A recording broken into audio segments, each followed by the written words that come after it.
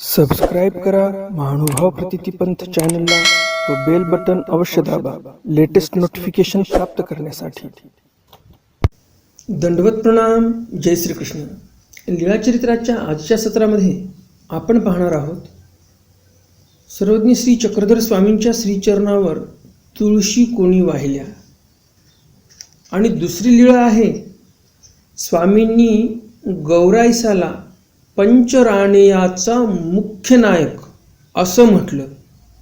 तर गौराईसामध्ये असं काय स्वामींना दिसलं की स्वामींनी त्यांना पंचराणेयाचा मुख्य नायक म्हटलं।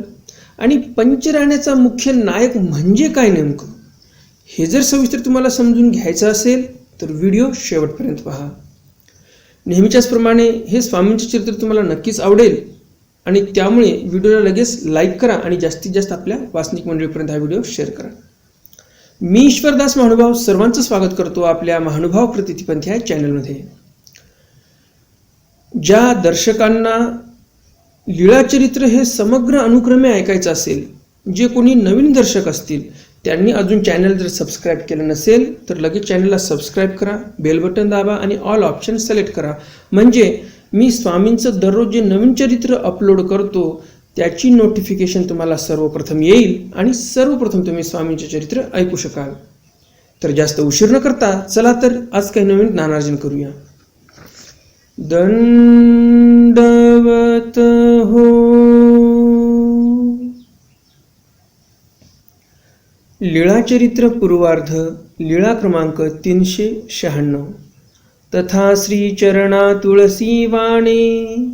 तथा म्हणजेच तसेच, तथा शब्द जिथे कुठे आला असं समजून घ्यायचं की या चरित्राची लिंक मागच्या चरित्राशी आहे।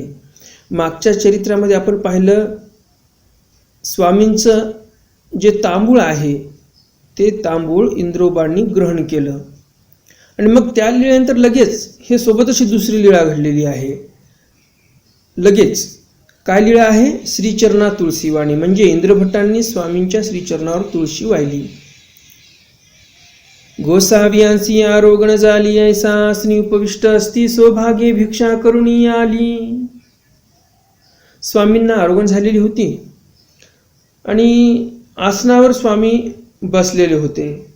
सौभाग्ये भिक्षा करुणी आली, सौभागाने भिक्षा केली आणि स्वामींकडे सौभागा आलेली आहे। गोसावियांसी झोळी दृष्टभूत केली, गोसावी प्रसाद करीत असती। स्वामींना झोळी दृष्टपूत केली सौभाग्याने आणि स्वामी त्या झोळीतील अन्नाचा प्रसाद करत होते, म्हणजेच त्या झोळीतील जे अन्न आहे ते आरोगण करीत होते। गोसावी डावा श्रीकरू झोळीये खाली घातला, डावा हात झोळीच्या खाली धरला उचलून, झोळीला साधर धरलं उचलून हातामध्ये। कृपादृष्टी अवलोकिले, कृपादृष्टीने अवलोकन केलं त्या अन्नाचं भिक्षेच्या स्वामींनी। गोसावी प्रसादू करीत असती, स्वामी प्रसाद करत होते त्या झोळीतील अन्नाचा ग्रहण करून। तो इंद्रभट्ट गोसावियाच्या श्रीचरणा तुळशी वाविया आले, त्या झोळीमध्ये स्वामी एक दोन घास घेणार होते झोळीमधूनच, तसंच ताटात नाही वगैरे काही नाही। जे दररोज नेहमीच्या प्रमाणे स्वामींना ताट असते आरोगण्यासाठी तसं काही नव्हतं, स्वामी झोळीतलेच काही 4-2 घास खाणार होते आणि प्रसाद करणार होते। आणि असा प्रसाद करतच होते स्वामी की तेवढ्यात इंद्रभट्ट आले तिथं आणि इंद्रभट्टांनी सोबत तुळशी आणलेल्या होत्या, ते वाहण्यासाठी तिथे ते आले। तो सर्वज्ञ म्हणितले काही गा इंद्रिया देव पाही जतू असी जे। आणि तेव्हा स्वामी म्हणतात, का हो इंद्रिय हो, म्हणजेच इंद्रभट्ट हो, तुम्ही देवाला पाहत आहात का? जी जी। इंद्रभट्ट म्हणतात, हो आम्ही देवाला पाहत आहोत, म्हणजेच स्वामीला पाहत आहोत।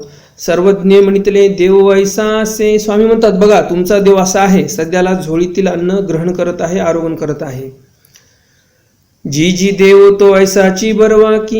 इंद्रभट्ट म्हणतात, जी जी देव तो असाच बरवा दिसतो। मग गोसावी श्रीकरीच्या अंगुळ्या झोळी येसी पुसलिया। मग स्वामींनी श्रीकराच्या जे अंगुळ्या होत्या, बोट होते, जी खरकटे झालेली होती ते झोळीला पुसतात स्वामी। मग तेही झोळी परती केली, मग तेही झोळी परती केली, म्हणजे सौभाग्याने झोळी बाजूला ठेवून दिली. कशामुळं? इंद्रभटांना तुळशी वाहायच्या होत्या म्हणून. मग इंद्रभट्टी गोसावियांचे श्रीचरण शिंपिले. मग इंद्रभटांनी स्वामींचे श्रीचरण शिंपिले म्हणजे पाणी टाकलं श्रीचरणावर. आणि मग श्रीचरणा तुळशी वाहिल्या. स्वामींच्या श्रीचरणावर तुळशी वाहिल्या इंद्रभटांनी. साष्टांगी तुळशी वाहिल्या. ज्याप्रमाणे आपण साष्टांग पूजा करतो त्याचप्रमाणे इथे तुळशीच्या पानाची किंवा तुळशीच्या मंजुळांची साष्टांग पूजा स्वामीच्या ठिकाणी अर्पण केली इंद्रभटांनी. दंडवत घातले श्रीचरणा लागले. स्वामींना त्यांनी साष्टांग दंडवत घातले. श्रीचरणा लागले म्हणजे पाया पडले. तव सौभाग्य दुःख करू लागली. आणि मग सौभाग्या दुःख करायला लागलेली आहे. सर्वज्ञ म्हणितले. स्वामी म्हणतात सौभाग्ये हो जेवाना का. स्वामी सौभाग्याला म्हणतात का हो, तुम्ही भिक्षा तर मागून आणली, आम्हाला झोळी दृष्टपूत पण केली, पण तुम्ही झोळी अजून जे झोळीतलं अन्न आहे त्याचं ग्रहण का केलं नाही, तुम्ही जेवण चालू का केलं नाही अजून. म्हणून स्वामी म्हणतात सौभाग्य हो जेवाना का, तुम्ही जेवण का बरं केलं नाही, जेवण चालू करा. जी जी जेविना आणि काय. सौभाग्य म्हणतात हो जेवेल आता मी. सर्वज्ञ म्हणते आणा झोळी. स्वामी म्हणतात आणा इकडे झोळी. स्वामींनी ओळखलं सौभाग्याच्या मनामध्ये काय चालू आहे, की मध्येच इंद्रभट्ट आले, अडथळा आला, स्वामी ग्रहण करत होते, आरोग्य करत होते त्या भिक्षेच्या अन्नाचं. परंतु या इंद्रभट्टामुळे सर्व विस्कळीत होऊन गेलं. आणि म्हणून स्वामी पुनश्च म्हणतात आणा झोळी, आणा बरं आमच्याकडे झोळी. मग गोसावी मागवता प्रसादू केला. मग स्वामींनी परत प्रसाद केला त्या झोळीतील अन्नाचा. काही अन्न तिथे आरवून गेलं स्वामींनी. मग सर्वज्ञ म्हणितले घ्या आता जेवा जा. आणि मग स्वामी म्हणतात आता घ्या, प्रसाद झालेला आहे, आता तुम्ही पोटभर जेवण करा. मग तिये जेवू गेली. आणि मग सौभागा जी आहे ती जेवण करायला गेलेली आहे. पूर्वार्ध लीळा क्रमांक 397. गौराई पंचराणियाचा मुख्यनायक म्हणणे. गौराईसाला स्वामी पंचराणियाचा मुख्य नायक म्हणतात. का म्हणतात, अशी काय विशेषता होती गौराईसामध्ये, हे आपल्याला या चरित्रात समजणार आहे. त्यामुळे व्हिडिओ शेवटपर्यंत पहा म्हणजे तुम्हाला चरित्राचा पूर्ण लाभ मिळेल. गोसावियांसी आरोगण झाली, गुळा विडा झाला. स्वामींना आरोगण झाली, गुळा झाला, विडा झाला, पहुडू झाला. स्वामी झोपले. मग गोसावी आसनी उपविष्ट असती. स्वामी आसनावर बसलेले होते. तव गौराईसे गोसावियांच्या दर्शनासी आली. गौराईसा ह्या स्वामींच्या दर्शनाला आल्या. दारवठे नसी उभे असती. दारवठ्याजवळच गौराईसा बाहेर उभे राहिल्या. सर्वज्ञ म्हणितले बाई बाहेर कोण आले असे. स्वामी विचारतात बाईसांना, बाई बाहेर कोण आलेलं आहे बरं. बाईसी पाहिले. बाईसांनी पाहिलं. बाबा कवन आले असेल. बाबा कोण आला असेल बरं, असं म्हणून बाईसा पाहण्यासाठी तिकडे गेल्या. सर्वज्ञ म्हणितले बाई पंचराणियाचा मुख्य नायक आला असेल. पंचराणियाचा मुख्य नायक म्हणजेच मुख्य नायक आला असेल असं स्वामी बाईसांना म्हणतात. बाईसे गेली. बाईसा दारोट्यापर्यंत गेल्या, बघितलं तो गौराईसे उभे असती. गौराईसा तिथे उभ्या होत्या. बाईसी म्हणितले बटगी भीतरी ये बाबासी दंडवत करी. बाईसा म्हणतात गौराईसाला बटिकी भीतरी ये म्हणजे आतमध्ये ये, बाबांना येऊन तू दंडवत कर. मग ती भीतरी आली. मग गौराईसा भीतरी आल्या म्हणजेच आतमध्ये आल्या. गोसावियांसी दंडवत केले. स्वामींना दंडवत केले त्यांनी. श्रीचरणा लागली. स्वामींच्या पायाही पडली. गोसावियापासी बैसली. सर्वज्ञ म्हणितले. स्वामींपाशी बसल्या गौराईसा. आणि मग स्वामी म्हणतात बाई तुम्ही येथीच्या दर्शनासी आली ती तरी येथीच्या अवस्वरा केधवाही नया ते काही. स्वामी म्हणतात बाई तुम्ही आमच्या दर्शनासाठी आलात इतक्या लांबून आणि आमच्या पूजावसराला पण तुम्ही कधीच येत नाही, ते कशामुळे बरं. जी जी माते बिढार राखाव्या ठेविती. गौराईसा सरळ सरळ उत्तर देतात. जी परिस्थिती होती ते सांगतात. की मला हे सर्वजण बिढार राखण्यासाठी ठेवतात मागे, दररोज मला बिढार राखायला ठेवतात आणि दररोज ते पूजावसराला येतात. मी मात्र तुमच्या पूजावसरापासून वंचित राहते, असं गौराईसा इथे स्वामींना सांगते. सर्वज्ञ म्हणितले तुम्ही बिढार राखाव्या आली ती, की येथीच्या दर्शनासी आली ती. स्वामी म्हणतात, तुम्ही बिढार राखण्यासाठी इथे आलेल्या आहात की आमच्या दर्शनासाठी आलेले आहात?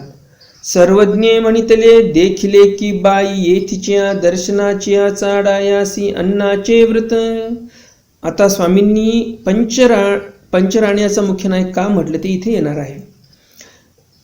तर स्वामींना काय म्हणायचं होते की ज्या व्यक्तीने पंच इंद्रिय जे आहेत, जे 5 इंद्रिय, 5 ज्ञानेंद्रिय, 5 कर्मेंद्रिय, आपण इथे 2 अर्थ घेऊ शकतो. पंचराण्याचा मुख्य नायक म्हणजे जे पंच इंद्रिय आहेत, कोणते? कर्म इंद्रिय. जे 5 कर्मेंद्रिय आहेत यांचा नायक म्हणजे त्याच्यावर न्यामकत्व केलेलं आहे गौराईसांनी स्वामींचं दर्शन व्हावं म्हणून. काय काय न्यामकत्व घेतलं होतं त्यांनी? काय व्रत घेतलं होतं? स्वामी सांगतात स्वतःच, येथीच्या दर्शनाच्या चाडा यासी अन्नाचे व्रत. या गौराईसाने आमचं दर्शन व्हावं, स्वामींचं दर्शन व्हावं म्हणून या गौराईसांनी अन्नाचं व्रत घेतलं होतं, आंघोळ न करण्याचं व्रत, पायात वाहना नाही घालायच्या, वेगळे असे 5 व्रत घेतले होते. तर असे हे व्रत धारण यांनी केले स्वामींच्या दर्शनासाठी. परंतु हे बाकीचे जे आहेत इंद्रभट्ट वगैरे, हे काय करतात? गौराईसाला बिढार राखायला ठेवतात आणि स्वतः मात्र आमच्या पूजावसराला येतात. म्हणजे ज्याची जास्त तळमळ आहे त्याला मागे ठेवतात आणि ज्याची काही तळमळ नाही त्याला सोबत घेऊन येतात. तुम्हीच विचार करा, ज्या गौराईसांनी एवढं न्यामकत्व केलं होतं की पायात वाहना नाही घालायच्या, आंघोळ नाही करायची, अन्न नाही घ्यायचं स्वामी आल्याशिवाय, स्वामीचं दर्शन झाल्याशिवाय, एवढं नियम घेतलं होतं त्यांनी, न्यामकत्व केलं होतं, व्रत घेतलं होतं. एवढ्या व्रताचं पालन करणाऱ्या गौराईसा यांना मात्र हे सर्वजण बिढार राखायला ठेवतात. बाई माथाचा जारू नाही वाळला, माथ्याचा अजून जार वाळला नाही या गौराईसाचा. येदसे येही काही हे करावे. या दशेमध्ये यांनी काय असे व्रत करावेत का? परंतु स्वामींची आवडी आहे म्हणून गौराईसांनी एवढे व्रत केलेले आहेत. येदसे येही खावे, जेवावे, लियावे, नेसावे, मायसे या करवी बिढार राखवी ती. ये ऐसी येही खावे. स्वामी काय म्हणतात? गौराईसाचं जी गौराईसा आहे इंद्रभटाची पत्नी, या गौराईसाचं काय काम आहे, हिनं काय केलं पाहिजे, हिचं वय काय आहे? तर हिनं चांगलं खावं, प्यावं, चांगलं नेसावं, ल्यावं. परंतु या बिचारीला हे सर्वजण बिढार राखायला लावतात. म्हणजे किती मोठा अन्याय आहे हा. मग आपण येत कोरडी येती. बघा स्वामींनी काय शब्द वापरला. जे दर्शनाला येणारे आहेत भक्तजन ते सगळे कोरडे आहेत. ओल्या अंतकरणाची फक्त गौराईसा आहे. ज्या गौराईसाच्या मनामध्ये ओलेपणा आहे, जी देवासाठी रडते, अशा गौराईसाला घरी ठेवतात, बिढारावर ठेवतात, जिथे बिढार आहे तिथे सामान राखण्यासाठी. आणि हे कोरडे ठकठकीत ज्यांना काही इच्छा नाही, एवढं काही अंतकरणामध्ये ओलावा नाही परमेश्वरासाठी, असे लोक दर्शनाला घेऊन येतात हे. आणि गौराईसासारख्या भक्तिनीला सामान राखण्यासाठी ठेवतात. सर्वज्ञ म्हणितले. यावर स्वामी म्हणतात, बाई तिये निगती तव आपणची येऊनी पुढे उभे ठाकावे. स्वामी मग गौराईसाला एक उपाय सांगतात दररोज पूजावसराला येण्यासाठी. काय उपाय सांगतात? स्वामी म्हणतात, बाई पूजावसराला ज्यावेळेस हे सर्व भक्तजन निघतात त्यावेळेस त्यांच्या अगोदर तुम्ही रस्त्यावरून उभं राहत जा की मला पण यायचं. मग तिये आपल्या बिढारासी भले ते करी तू. समोर येऊन उभं राहायचं आणि निघून यायचं तुम्ही आमच्याकडे पूजावसर पाहण्यासाठी. मग ते त्यांचे बिढार भले ते करू, तू म्हणजे काही करू, त्यांचे बिढार त्यांनी सांभाळो न सांभाळो, एखादा माणूस ठेवो अथवा न ठेवो, किंवा चोर लुटून घेऊन जा. परंतु एखाद्या दिवशी ठेवलं ठीक आहे, तुम्हाला दररोज ठेवतात म्हणजे हे चुकीचं आहे. तुम्हालाही परमेश्वराचा पूजावसर पाहायला मिळाला पाहिजे. आणि म्हणून स्वामी असं सांगतात, कारण गौराईसावर अन्याय होत होता. आणि म्हणून स्वामी असं सांगतात, आपण येथीच्या अवसरा न चुकीजे हो. स्वामी म्हणतात गौराईसाला की तुम्ही इथं आमच्या दर्शनासाठी आलेले आहात आणि त्यामुळे तुम्ही आमचा अवसर चुकवला नाही पाहिजे. प्रत्येक पूजावसराच्या समयी तुम्ही आल्यास पाहिजे जोपर्यंत तुम्ही आमच्या सन्निधानामध्ये आहात. तर असं स्वामींनी एक सुंदर निरूपण या ठिकाणी केलेलं आहे गौराईसाला, की अन्याय सहन करू नये. तुम्हीच विचार करा, त्या गौराईसाने काय ठेका घेतला होता का की यांच्या बिडाराचं राखण करायचं? आणि गावावरून एवढ्या पायी चालत आली, ते काय बिडा राखण्यासाठी आली का स्वामींच्या दर्शनासाठी आलेली होती. आणि म्हणून स्वामींना पण हा अन्याय सहन नाही झाला की गौराईसाला दररोज काम, बाकीचे सर्व येतात तिकडे. ज्या बाईंनी एवढे व्रतवैकल्य नियम केले होते की स्वामींचं दर्शन झाल्याशिवाय खायचं नाही, प्यायचं नाही, पायात वाहना घालायच्या नाही, बरेच काही नियम केले होते. तर अशा गौराईसाला घरी ठेवायचे, बिढारावर ठेवायचे आणि बाकीचे सर्व यायचे. तर हा अन्याय स्वामींना पण लक्षात आला आणि स्वामी सरळ म्हटले की तुम्ही त्याचा विचार करू नका. गौराईसाला सांगितलं सरळ तुम्ही निघून येत जा पूजासराच्या वेळेस. मग ते काय त्यांचं ते नियोजन लावू, कोणी बिढार राखायला ठेवो अथवा न ठेवो, ते त्यांची इच्छा. अशा प्रकारे स्वामींनी इथे गौराईसांना पूजावसराला येण्यासाठी एक उपाय सुचवून दिलेला आहे. तर हे दोन्ही चरित्र तुम्हाला नक्कीच आवडले असतील. आणि अजून जर व्हिडिओला लाईक केलं नसेल तर लगेच व्हिडिओला लाईक करा. नवीन दर्शकांना लीळाचरित्र पूर्ण अनुक्रमे ऐकण्याची इच्छा असेल तर हे चॅनल तुमच्यासाठी आहे. लगेच चॅनल सबस्क्राईब करा, बेल बटन दाबा आणि ऑल ऑप्शन सिलेक्ट करा. म्हणजे मी स्वामींचं चरित्र अपलोड केलं की सर्वप्रथम नोटिफिकेशन तुम्हाला येत जाईल आणि सर्वप्रथम तुम्ही स्वामींचे चरित्र ऐकू शकाल. तर भेटूया उद्याच्या सत्रामध्ये स्वामींच्या एका नवीन चरित्रासह, ज्यामध्ये जे स्त्रीसूळ व्यथा निवृत्ती केलेली आहे स्वामींनी तांबूळदान देऊन, हे तुम्हाला उद्या समजणार आहे चरित्रामध्ये. आणि गौराईसाला निद्राप्रसंगी जे इंद्रभटाला शिक्षापन केलं हेही तुमच्या लक्षात येणार आहे. अशा ह्या दोन लीळा आपण उद्याच्या सत्रामध्ये पाहणार आहोत. आणि त्यामुळे उद्याचं सत्र हे खूप महत्त्वपूर्ण होणार आहे. नवीन माहिती तुम्हाला उद्याच्या सत्रामध्ये मिळणार आहे. तर भेटूया उद्याच्या सत्रामध्ये स्वामींच्या एका नवीन चरित्रासह. तोपर्यंत दंडवत प्रणाम. जय श्री कृष्ण. दंडवत हो.